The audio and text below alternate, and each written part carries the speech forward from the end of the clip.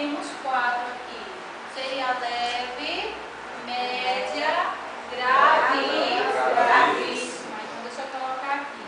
Seria leve, média, grave e gravíssima.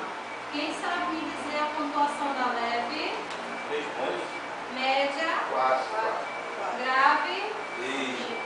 e gravíssima? 7. Isso. Vamos dar alguns exemplozinhos, né?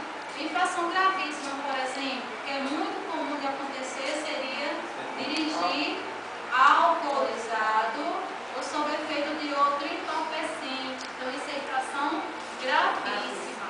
Só que o valor dessa multa, né, seria de quase R$1.000. Seria R$ 957,70, mais 7 pontos na carteira. Isso, o condutor ele fica com a suspensão do direito de dirigir e ele tem, né, o documento, né, retido.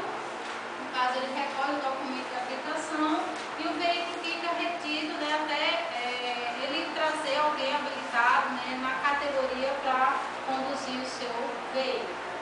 Outro muito comum seria dirigir sem ser habilitado.